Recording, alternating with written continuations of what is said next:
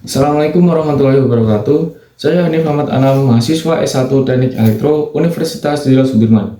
Di sini saya akan menjelaskan tentang implementasi K3 pada bidang pekerjaan teknik elektro. Yang pertama, apa itu K3? K3 atau kesehatan dan keselamatan kerja merupakan upaya kita untuk menciptakan lingkungan kerja yang sehat dan aman sehingga dapat mengurangi probabilitas kecelakaan kerja atau penyakit akibat kelalaian yang mengakibatkan demotivasi dan defisiensi produktivitas kerja. Lalu apa dan maksud tujuan K3? K3 meningkatkan efektivitas pelindungan keselamatan dan kesehatan kerja yang terencana, terukur, terstruktur, dan terintegrasi. K3 mencegah dan mengurangi kecelakaan kerja dan penyakit akibat kerja dengan melibatkan unsur manajemen, pekerja atau buruh, dan atau serikat pekerja atau serikat buruh. Lalu K3 menciptakan tempat kerja yang aman, nyaman, dan efisien untuk mendorong produktivitas. Lalu ada undang-undang tentang K3. Yang pertama ada Undang-Undang Nomor 1 Tahun 1970 tentang keselamatan kerja. Undang-undang ini merupakan hukum utama yang mengatur keselamatan kerja di Indonesia. Lalu ada Peraturan Pemerintah Republik Indonesia Nomor 50 Tahun 2012 tentang penyelenggaraan sistem manajemen keselamatan dan kesehatan kerja atau biasa disebut SMK3. Peraturan ini mengatur tentang tata cara penyelenggaraan sistem manajemen K3 di tempat kerja. Lalu ada Peraturan Pemerintah Republik Indonesia Nomor 51 Tahun 2012 tentang kriteria dan tata cara penetapan perusahaan yang wajib menyelenggarakan sistem manajemen keselamatan dan kesehatan kerja.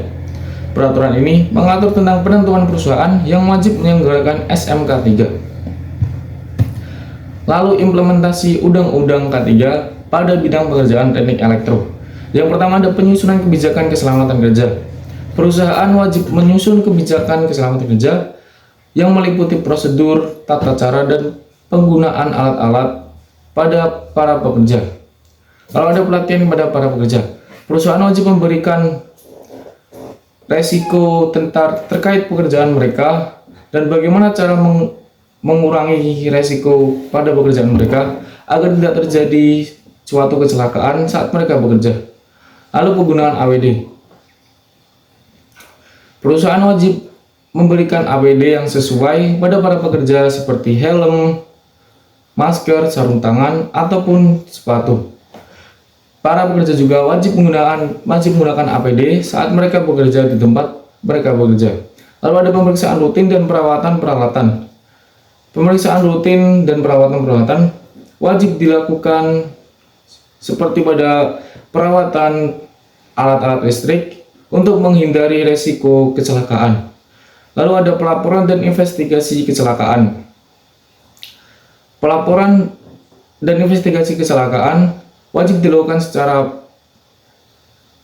ketat dan sesuai prosedur pada perusahaan.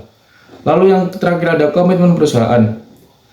Perusahaan wajib berkomitmen tentang penjaminan keselamatan kerja kepada para pekerja mereka. Contoh pekerjaan pemasangan instalasi listrik di gedung-gedung tinggi. Pekerjaan ini meliputi pemasangan sistem listrik yang kompleks di gedung-gedung tinggi, termasuk instalasi kabel, panel listrik, dan perangkat proteksi. Untuk implementasi K3-nya, 1. Memastikan penggunaan peralatan perlindungan diri seperti helm, sarung tangan, dan sepatu keselamatan. Lalu yang kedua ada pelatihan pekerja tentang prosedur penggunaan peralatan, pengendalian bahaya listrik, dan penanganan kabel dengan aman. Lalu yang ketiga ada pemeriksaan rutin terhadap peralatan dan instalasi listrik untuk mencegah kebocoran arus atau korsleting.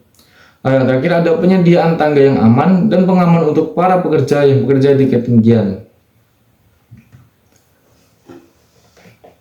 Itu tadi adalah presentasi saya mengenai implementasi K3 pada pekerjaan teknik elektro. Sekian, wassalamualaikum warahmatullahi wabarakatuh.